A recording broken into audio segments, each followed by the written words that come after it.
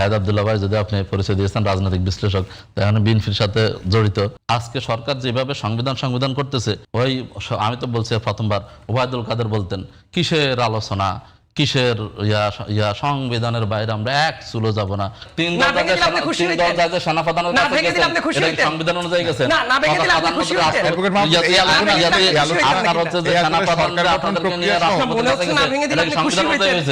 সংবিধান অনুযায়ী হয়েছে এগুলো সব।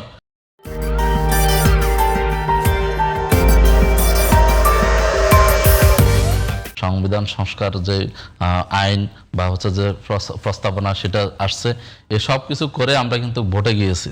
এবং ভোটে আপনি জানেন যে আমাদের এই সাইদ আব্দুল্লাহ ভাই যদি আপনি পরিচয় দিয়েছেন রাজনৈতিক বিশ্লেষক, তাহলে বিএনপির সাথে জড়িত, বিএনপির বিভিন্ন কর্মকাণ্ডের সাথে ওতপ্রোতভাবে জড়িত আছে।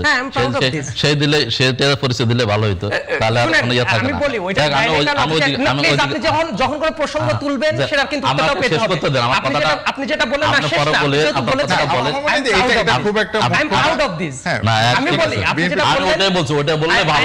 আমি যদি আমাদের প্রতি না আপনি বিএনপির সেই পরিচয়ে আপনার সাথে কথা বললে উনি বলতেনই, আমি বলতাম, কিন্তু ওইটা যদি নাও থাকে, ওইটা আদর্শভাবে যেটা আছে, I am proud of this. হ্যাঁ, সেজন্য সেই পরিচয়ে পরিচিত হলে ভালো হবে। ভাই বললো যে সেই পরিচয়ে পরিচিত করলে ভালো হবে।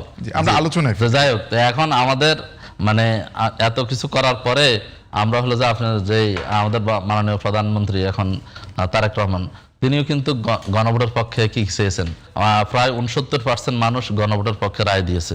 এবং রায় এখন আমার কথা হলো যে আপনি মানে গণভোটটাকে ভাই যে জায়গা থেকে ব্যাখ্যা করলেন, এবং আমাদের মাননীয় স্বরাষ্ট্রমন্ত্রী সহ অনেকে যে জায়গাতে ব্যাখ্যা করছেন, গণভোট হয়েছে, ওকে মানুষ ভোট দিছে, শেষ। তো কি জন্য ভোট দিছে, এটা কার্যকারিতা কি, এটার আউটপুট কি, মানে কয় পার্সেন্ট ভোট দিছে, কিসের জন্য দিছে, সেটা নিয়ে কোনো আলোচনা নেই। মানে আমাদেরকে সংবিধান শিখাচ্ছে এবং এমনভাবে জাতিকে মানে এতভাবে বোকা মনে করতেছে। আমার দুঃখজনক যে আমাদের স্বরাষ্ট্রমন্ত্রী, তিনি একজন বিজ্ঞ মানুষ, তিনি এসে এখন বলতেছেন যে আসলে আমার পড়তে 3 ঘন্টা লেগেছে। উনি 3 ঘন্টা কি ভোট কেন্দ্রে ছিলেন? আমার মনে হয় না 3 ঘন্টা ভোট কেন্দ্রে ছিলেন। অথবা তিনি না বুঝে জনগণ ভোট দিয়ে ফেলছে। জনগণকে যখন জনগণকে যদি এরকম বোকা মনে করি আমরা, তো বিএনপিকে যখন ভোট দিয়েছে সেটা জনগণ বুঝে শুনে দিয়েছে। আর হচ্ছে যে উনি বলছেন যে এটা পড়তে আমার 3 ঘন্টা লাগছে, না বুঝে ভোট কেন্দ্রে যাই ভোট দিচ্ছেন, সেটা আমরা মনে করি না। যেহেতু উনি ওই মানের লোক তিনি পড়ে দিয়েছেন, যাই হোক উনি বললেন। এবং হচ্ছে যে এটা হচ্ছে যে জনগণ না বুঝছে, জনগণকে এরকম বোকা ভাবাটা ঠিক না, এবং জনগণকে এটা অনেক আন্ডারস্টিমেট করা ঠিক না। তা আমি মনে করি গণভোট কি জন্য দিয়েছে, গণভোট দিয়েছে সংবিধান সংস্কারের জন্য। সংবিধান সংস্কার পরিষদ গঠিত হবে এবং তারা শপথ গ্রহণ করবে। 180 দিনের মধ্যে তারা কি করবে, সংবিধান সংস্কারের পরিপূর্ণ প্রস্তাবনা রেডি করবে, সেটা তার পরবর্তীতে সেটা পাস হবে এবং এর আলোকে সংবিধান মানে পরবর্তী সরকার কার্যক্রম চলবে। যারা নির্বাচিত হয়েছেন তারা 2টা শপথ নেবেন, একটা হচ্ছে যে গণপরিষদ সংবিধান সংস্কার পরিষদের শপথ গ্রহণ করবেন, আর সংবিধান সদস্য শপথ গ্রহণ করবেন। তাহলে এটা জেনে শুনে কিন্তু আমাদের স্বরাষ্ট্রমন্ত্রী তিনি গ্রুপের লিডিং করে দিয়েছেন।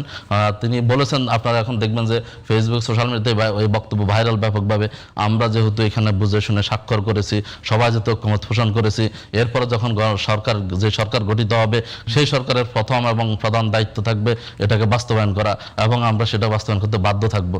তাহলে এই কথাগুলো কিন্তু তিনি তখন বলেছেন। তিনি তখন কিন্তু এই যদি কিন্তু যে এখন যতগুলো বলেন এরপরে যদি হয়, এরপরে যদি, এগুলো কিন্তু তখন বলেন নাই। এখন অনেকে আবার এটা ব্যাখ্যা দেন যে এটা দিলে তো সরকার ভোট দিত না, আমরা ভোট আদায় করার জন্য বলেছি। সুস্পষ্টভাবে জাতির সাথে একটা প্রতারণা করেছেন। তাহলে মানে শুধুমাত্র ক্ষমতায় যাওয়ার জন্য, ক্ষমতায় হালুয়া রুটি খাওয়ার জন্য তাহলে জাতিকে প্রতারিত করেছেন তারা। সে সময় গণভোটের পক্ষে রায় চেয়েছেন, ক্যাম্পেইন করেছেন, এখন এসে বলতেছেন গণভোট হয়ে গেছে। কি জন্য গণভোট হলো, দেশের এত টাকা কি জন্য নষ্ট করলেন, যে কি জন্য আপনি হচ্ছে যে এই ক্যাম্পেইন করলেন, এটার আউটপুটটা কি, সেটা নিয়ে আপনি কিছু বলেন না, যা শেষ। তো এটা মানে মানুষকে এত বোকা ভাবলে হবে না। আসলে জুলাই চেতনা বা জুলাই এই বিপ্লবকে যারা জীবনের বাজি রেখে জীবন দিয়ে প্রায় 2,000 লোক জীবন দিয়েছে, 35,000 লোক আহত পঙ্গুত্ব বরণ করছে, এখনো মৃত্যুর সাথে পাঞ্জা লড়তেছে, সেই মানুষগুলোর রক্ত ঘা এখনো শুকায় নাই। সেই জুলাই বিপ্লবের সাথে বা জুলাই সন্ন্যাসদের সাথে যদি গাদ্দারি করা হয়, প্রতারণা করা হয়, তার এটার পরিণতি ভোগ করতে হবে। আমরা মনে করি এর আগেও কিন্তু বিএনপি একই ভুল করেছে। 91 সালেও যখন ত্রিদলীয় রূপরেখা তৈরি হয়েছে এবং যেই তত্ত্বাবধায়ক সরকারের জন্য বিএনপি সহ সবাই মিলে আওয়ামী লীগ সহ জাতীয় পার্টির বিরুদ্ধে আন্দোলন করেছে, সেই তত্ত্বাবধায়ক যখন ক্ষমতায় এসেছে তখন তারা এটা ভুলে গেছেন এবং বলেছেন যে পাগল এবং শিশু ছাড়া কেউ নিরপেক্ষ নয়, অতএব তত্ত্বাবধায়কের দরকার নাই। যারা আধিপত্যবাদী শক্তি বা কোনো একটা দেশের ইশারায় বা যারা বিএনপিরও কিন্তু একটা ভিন্ন দিকে বিপথে বা ভুল পথে টেনে নিয়ে যাচ্ছে, যেটা তারেক রহমানের অনেক ভালো কাজও কিন্তু এটার কারণে আজকে বাধাগ্রস্ত হচ্ছে এবং বিএনপি ক্ষতিগ্রস্ত হবে, জাতি ক্ষতিগ্রস্ত হবে, এটার পরিণাম ভোগ করতে হবে। আমি নিজেই চাই যারা কোনো দায়িত্বশীল চেয়ারে বসবেন, ধরেন যে মন্ত্রী হোক, এমপি হোক, তারা জনগণের কাছে দায়বদ্ধ থাক, ইরেসপেক্টিভ অফ পলিটিক্যাল পার্টি। দিন শেষে তো বাংলাদেশ একটা ভালো বাংলাদেশ পাইতে হবে, রাইট? সেটা আপনার জন্য, XYZ প্রত্যেকটা দলের জন্যই। সেই প্রসেসটা নিয়ে আর্গুমেন্ট হইতে পারে, কিন্তু প্রসেসটার ভেতরে যখন ঘাপলাটা কোথায় হয়, আপনি যখন একচেটিয়া বলতে থাকবেন অমকে তো এটা চায় না, অমকে শিলং অমক, আপনি একটা গুমের ব্যাপারকে নরমালাইজ করে ফেলেছেন, ইট হ্যাপেন্ড।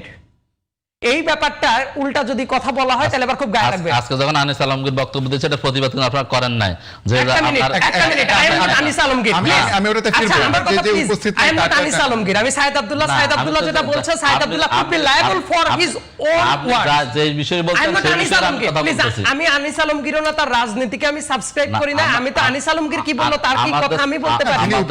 আমার মনে হয় যে আমরা কথা আগাইতে থাকি, তাহলে আনিস আলমগীর কি বলবে সেটা আনিস আলমগীরের সাথে যখন বসবেন সেটা নিয়ে আলাপ বলছে, তিনি অবশ্যই প্রতিবাদ করা উচিত ছিল, দরকার ছিল। আনিস আলমগীর তো বিএনপিরও কেউ না, রাইট? কিন্তু আমি ব্যক্তিগতভাবে আনিস আলমগীর, তাহলে আনিস আলমগীর কোথায় কি বলেছে আমি জানি না, ওইটার আনিস আলমগীরের সাথে বুঝবেন না। আপনি যখন let us be on very focal point, আমরা অন্য সব আলোচনা বাদ দেই। ভাই অনেক কথাবার্তা বললেন, কিন্তু এটার মাধ্যমে যে গণভোটের রায়টা বা এই ব্যাপারটা যে অবৈধ হয়ে যাচ্ছে না, এটা কিন্তু ক্রিস্টাল ক্লিয়ার স্টেটমেন্ট, যেটা সেই স্টেটমেন্টটা অনেক জায়গা থেকে ক্লিয়ারলি আসে না। আপনি বুঝতে পারেন না আমি কি বলছি। আমি বলছি যে আপনি যে বলতেছেন আপনাদের অনেক জায়গা থেকে এটা বলা হয়েছে গণভোটে এই যে বাতিল হয়ে গেল, সবকিছু হয়ে গেল। আপনাদের গুরুত্বপূর্ণ নেতারাও এই জিনিসটা প্রভাবিত করার চেষ্টা করেছে। কিসের উপর ভিত্তি করে হয়েছে, এটার আউটপুটটা কি? আপনি গণভোট পাস হয়েছে, এটা এই কথা বলে আপনি কি বুঝাচ্ছেন? একটা মিনিট ধরে দেই, তারপর দেখবেন যে আমাদের উপস্থাপক সাহেব যখন প্রশ্নটা করেছিলেন, আপনি আবার রিক্যাপ করে প্রশ্নটা শুনবেন, ওই যে কনফিউশনটা তৈরি হয়েছিল, এই কনফিউশনটা ক্লিয়ার করার জন্যই উনি চেয়েছিলেন, এবং সেটা ক্লিস্টার ক্লিয়ার উত্তর আমি কিন্তু ব্যাখ্যা করেছি। প্লিজ আমি কিন্তু ব্যাখ্যা করেছি। আচ্ছা, তারপরে তো উনি যেহেতু বিএনপির অনেকগুলো দোষ ধরলেন, তো তাইলে কোনো দিন যদি আওয়ামী লীগ এসে বলে ঠিক আছে আমরা একটু গণহত্যা না হয় চালাইছিলাম, যদি কিন্তু দিয়ে যদি ভুল টুল হয়ে যায়, ভুল হয়ে যদি যায় তাহলে ক্ষমা করতেও পারেন, এটা বললে নিশ্চয়ই মানবেন না। 1986 সালে এরশাদ যখন ছিল, সেই এরশাদের পাতানো ইলেকশনে শেখ হাসিনা ইলেকশন করতে যায়, কারণ এরশাদ যখন ওইভাবে ক্ষমতা দখল করে নেয়, হাসিনা কি বলেছিল তখন? হাসিনা বলেছিল যে শি ওয়াজ নট আনহ্যাপি, এবং তাদের সাথে একসাথে করে ওইটা পরের আন্দোলন হয়।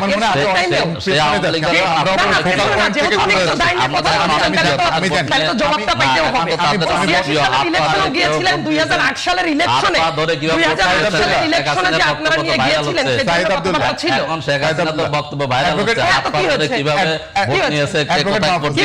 শুনেন, সংবিধানের দোহাই দিয়ে এর আগে একদম সংবিধান থেকে এক চুল পরিমাণ নড়া যাবে না, সংবিধান অনুযায়ী যদি চলতো তাহলে 71 সালে দেশ স্বাধীন হইতো না, সংবিধানের আলোকেই হইতো সবকিছু, আর 24শে জুলাই বিপ্লব হইতো না, তাহলে হচ্ছে যে আজকের এই সরকারও গঠিত হইতো না, আজকে যিনি সংবিধানের দোহাই দিচ্ছেন উনি এখানে আজকে মন্ত্রী হওয়ার কথা ছিল না।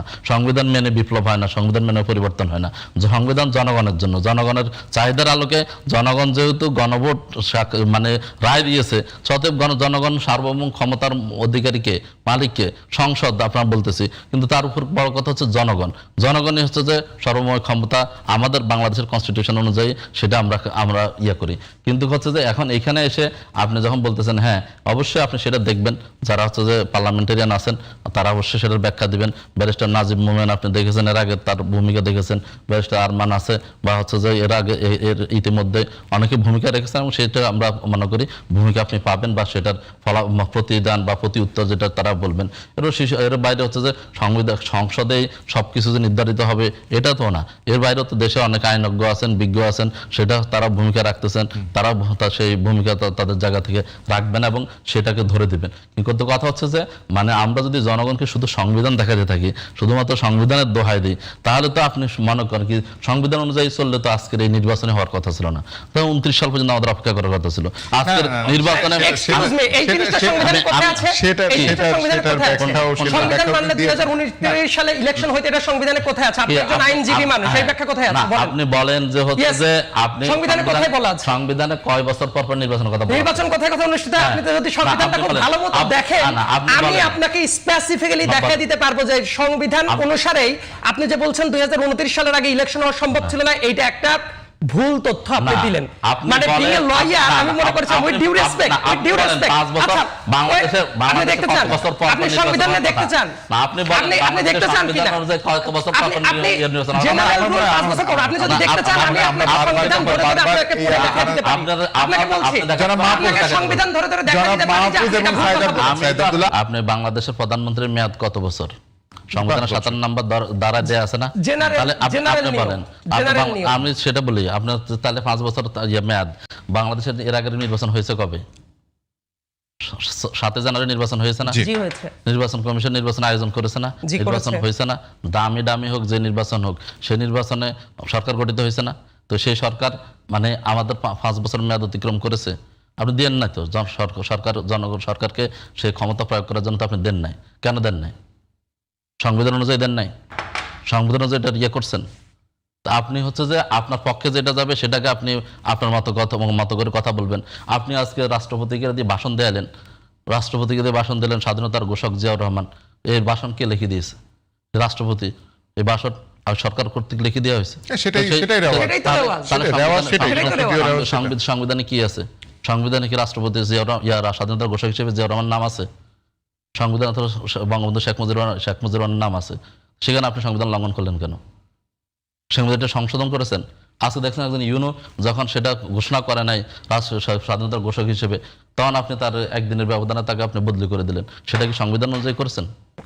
কেন করলেন? সে তো সংবিধান ফলগুন করছে। তা আপনার পক্ষে আসলে আপনি সংবিধান দোহাই দেবেন, আর বিপক্ষে গেলে আপনি সংবিধান মানবেন না। আজকে সরকার যেভাবে সংবিধান করতেছে, ওই আমি তো বলছি প্রথমবার ওবায়দুল কাদের বলতেন, কিসের আলোচনা, কিসের সংবিধানের বাইরে আমরা এক চুলো যাব না, সংবিধানে সেটা যে আপনারা করতেছেন সেটাও জাতি মনে করতেছে।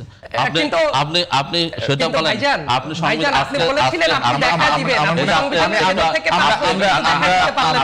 আমরা এই আলোচনাটা যেহেতু বলেছিল সংবিধান থেকে এই টপিকটা শেষ করি। সংবিধানের ভেতর থেকে 5 বছর দেখা দিতে পারবেন। আমি ওয়েট করছি 57 আমি মেয়াদের কথা বলছি। মেয়াদের কথা ওইটা মেয়াদ কত বছর? প্রধানমন্ত্রীর মেয়াদ আবার চেক করে দেখেন না, আপনি দেখেন কোথায় লেখা আছে। 57 নাম্বার ধারায় লেখা আছে। ওইটা ভাঙিয়া দিয়ে না থাকলে কি হয় ওইটা আমি ব্যাখ্যা করলাম। আপনি তো লয়ার হিসেবে এটা বোঝার কথা ছিল রে ভাই। আমার মনে হয় অ্যাডভোকেট মাহফুজ আমরা এইটা আসলে আমাদের আলোচনার বিষয় না। সংবিধান অনুযায়ী গেছে না ভেঙে দিলে আপনি খুশি হতেন। অ্যাডভোকেট মাহফুজ এই সংবিধান অনুযায়ী হয়েছে এগুলো সব। আপনি ক্যান্টনমেন্টে যাই যে করলেন, সেনাবাহিনীর সাথে মিটিং করলেন, এই এরপরে সেনাপ্রধান যে আপনাকে ইয়াতে নিয়ে আসলো, এগুলো সব কি সংবিধান মেনে হয়েছে? এগুলো কি সংবিধানে কোনো কালে লেখা থাকার কথা? না থাকলে আপনি সব জায়গায় দেখান কেন? আপনার পক্ষে আসলে আপনি সংবিধান দেখাবেন, আপনি পক্ষে গেলে আপনি সংবিধান মানবেন না। আজকে যে উদ্যোগগুলো সরকার নিচ্ছে একে একে, এই যে রাষ্ট্রপতির এত কিছুর পরও সেই স্বৈরাচারী, সেই ফ্যাসিস্ট রাষ্ট্রপতি ওনাদের কাছে প্রিয়। কারণ কি? কারণ হচ্ছে ওনারা এই আরো কিছুদিন পর, আরো 1-2 বছর পরে রাষ্ট্রপতি চেঞ্জ করলে সেখানে কি হবে, ওই তত্ত্বাবধায়ক সরকার যখন গঠিত হবে তখন ওনাদের রাষ্ট্রপতি থাকবে, এবং এর আগে ইয়াজউদ্দিন আহমেদের যেটা হয়েছে, এবং সেই নির্বাচনকে প্রভাবিত করবেন এবং ক্ষমতায় থাকার কুক্ষিগত করার জন্য সেই প্রক্রিয়াগুলো তারা অবলম্বন করতেছে। ধন্যবাদ।